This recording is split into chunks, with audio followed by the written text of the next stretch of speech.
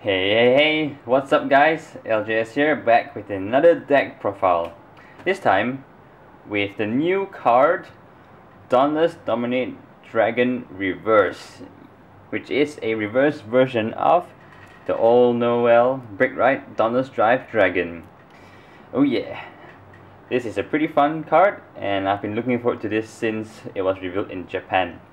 So, as this deck, as usual, is a Kagero build, so it focuses on burning your opponent and screwing up your opponent's field, playing a more control style way. But this time you have a new boss of Dauntless Dominate Reverse, and continuing the tradition of reverse card is the cross ride of Dauntless Drive Dragon, the Brick Ride. So yeah, so let's get to the deck profile. For the starter, I'll run the well-known Conroe. His skill is basically counter blast 1, retire him, and search your deck for a grade 1 and put it to your hand. So essentially he trades himself off for a grade 1. And well, he's the most consistent starter of ever. I mean, of course you can run the grade 3 searcher if you want to search out your grade 3s. But personally I find that it isn't necessary because, you know, grade 3 searchers can fail, because you might, not get your grade 3 in the top 5, so it's less consistent. And the thing is, this deck you won't really get grade stuck. But of course you may want him to get the break right off. But yeah. So next for grade 3, the boss unit, obviously, I run 3 Dauntless Dominate Dragon. Dauntless Dominate Dragon Reverse. So his skill is Counter Blast 1 and choose one of your Kagero rearguards and lock it. At the end of the turn, you get a new skill. Whenever it drives check a grade 1 or above, meaning if he doesn't get a trigger, you get to retire one of your opponent's grade 1 or less rearguard, and it gets 3k until the end of the turn. So yeah, this is a pretty good skill, and I'll analyze it more later on towards the end. So his other skill is his crossride skill. So when Dauntless Drive Dragon is in his soul, he gets 2k. Next, I run 4 Dauntless Drive Dragon. So his break right skill is as normal, when you ride a grade 3 over him, the grade 3 unit gets 10k. Sorry, the Vanguard gets 10k, and he gets a skill of at the end of battle that this unit attacked. You can discard 3 cards and you can restand it. So essentially it's a restanding break ride. So it allows your Vanguard to restand at a cost of 3 cards, which is pretty good. So for grade 2s I run 4 Dominate Drive Dragon. He is essentially the 12k attacker for Dauntless. So if you have Vanguard with Dauntless, he gains 3k. Next I run 3 Bellicosted Dragon. Basically he's the unflipper. If an attack hits a Vanguard, you can unflip a damage. I run him because this deck can eat up quite a number of Counter Blasts, so it's always good to have an unflipper to unflip Counter Blasts. Next, this is a bit weird, but I run 3 Striken. Some people don't really like him because he has a really weird, it's a very interesting skill. Basically he's a restraint, meaning on for Vanguard Circle, so meaning if he's on the Vanguard Circle, he cannot attack. So essentially he's just a dead Vanguard. But it's his second skill which I like. When this unit is... the third skill. When another Kagero rides his unit, choose one of your Vanguard and that unit gets 5k and 1 crit at the end of turn. So essentially he's a mini break ride. So when you ride a grade 3 or grade 2 over him, your Vanguard gets 5k and 1 crit. I like him because he's a good early game pressure. Even though you cannot attack, you miss out 1 attack with a drive check, but I think it sort of compensates it with the next turn with a potentially 16k 2 crit Vanguard. So he probably fishes out 2 or 3 cards from his hand, or he takes 2 damage, which I think is a nice pressure.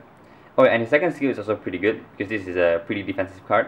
When this unit is attacked, if there is no boosting unit, this unit gets 5k at the end of turn. So another way to compensate from him not attacking is that if your opponent's rearguard attacks without a booster,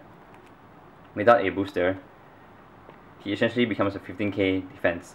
So a 9k, so for example a Vanguard, grade 3 rearguard, 11k base, not boosted, attacks, he's 15k, he won't hit. So I say it's good. I like him for defense, and I like him for the next turn offense. But of course, if you don't like him, you can swap him out for Nehalem, the vanilla. Next, I run 2 Berserk Dragon. His skill is when he's called to the rearguard, counter blast 2 and retire a rearguard. So retire a grade 2 or less rearguard. So it's good for, you know, sniping annoying grade 2s or annoying grade 1 boosters. I only run 2 of him because he costs 2 counter blasts, which is quite costly. Because you have Conroe that uses 1 counter blast, you have Dominate Dragon, which uses Dauntless Dominate Dragon, which takes up 9 counter blasts. And yeah, you want your counter blast open for your boss. So for grade 1s, I run your typical 4 perfect guards, 1 Maria and 3 Sea Dragons, because I only have 1 Maria, so oh well. Next you run your typical 8 bars, which is of 8 vanillas. I run 2 Dragonmon Genjo, so his skill is rest him, discard a card, and then you can draw a card. He is useful for filtering out your deck.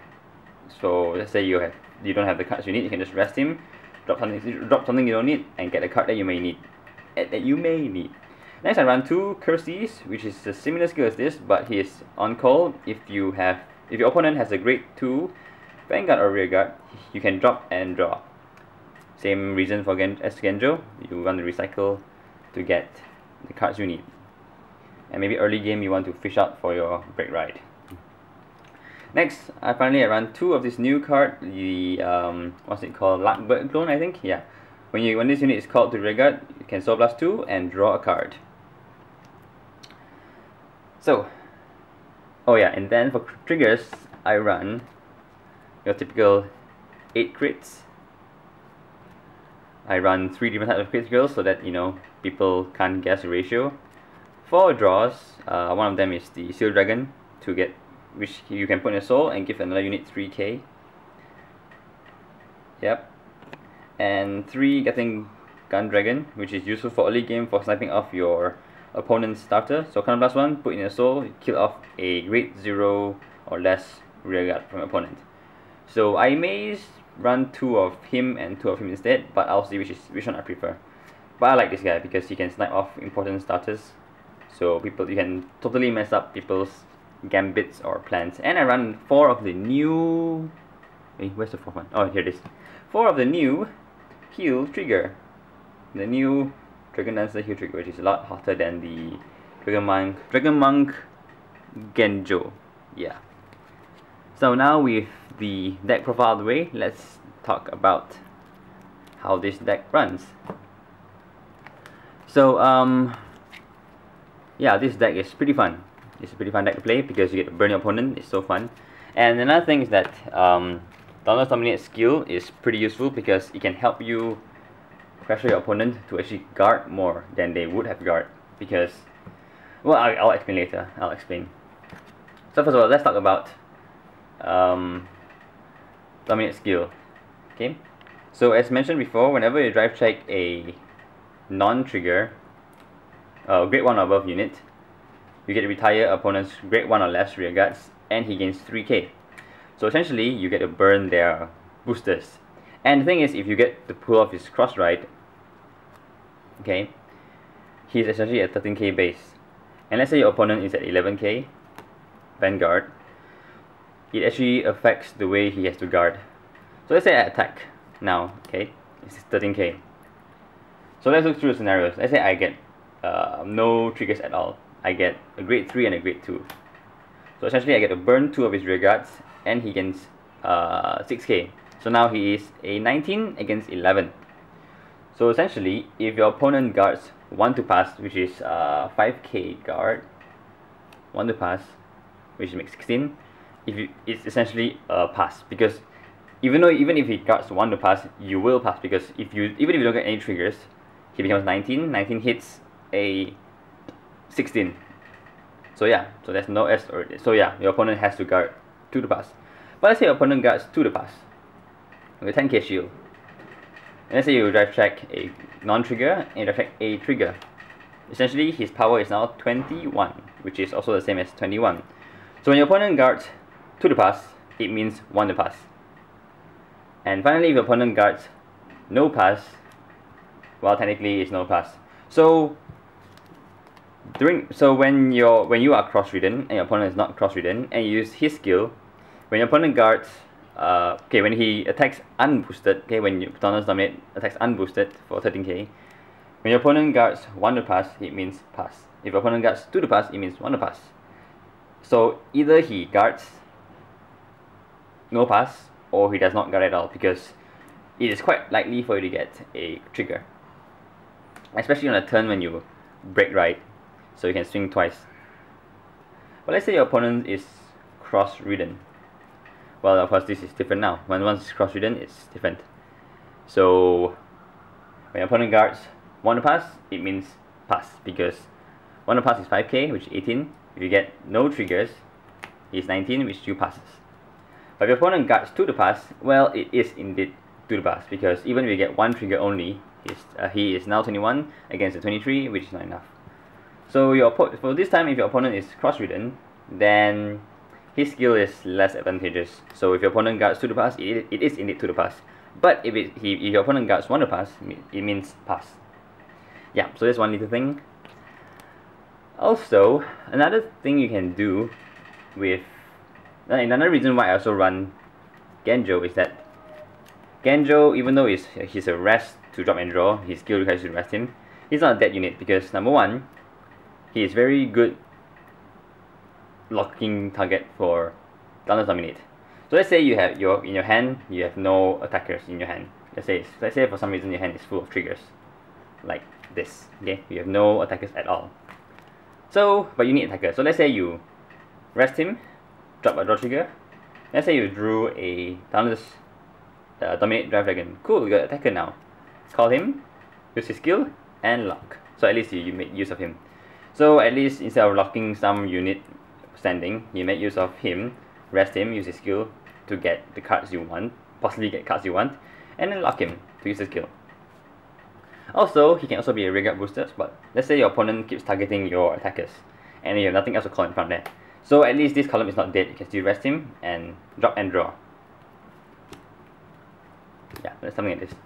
So let's say your opponent kills off your attacker, and you have no attackers left in your hand, and you don't want to call anything out to attack. So rest him, drop, and draw. Oh look, a Dominate Dragon! Call! 12k attacker, yay! So yeah,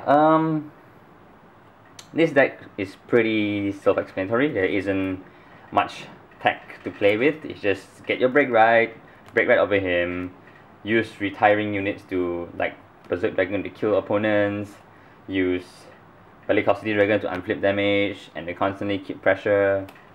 Yeah. Oh, and also use him to kill off, your starters. So yeah, this deck is pretty fun. I'm sure you guys have seen my previous video about I had a match against Ashlei. It's pretty fun. You get to kill off all their regards. Mwahahaha. Yeah, so I got nothing much to say about this deck. It's a Kagero deck. It's a burning deck. If you like killing people, if you like killing people's rearguards, get this deck. If you like to have a constant every turn killing, or 1 or 2 boosters, ready to play this deck. Oh, and also when you break right, make sure you have 1 card in your hand, so that when you drive check, you have 3 cards in your hand, so that when you can use this break right skill, discard 3 and restand. So on the break right turn, you can potentially retire all of their boosters, and if they have 4 great ones, you can actually retire all 4 great ones, which is insane. So his skill is just lock 1, which is temporary -1, and you get to potentially -2 of your opponent straight out. Maybe even more if they want to guard, like what I mentioned earlier, they have to guard more to prevent triggers from getting through, or to prevent from hitting. So yeah. So yeah. Thanks guys for watching. Please like, subscribe, and comment. Any suggestions or any ideas, anything you want to see, do let me know. And this is LJS. Thanks for watching.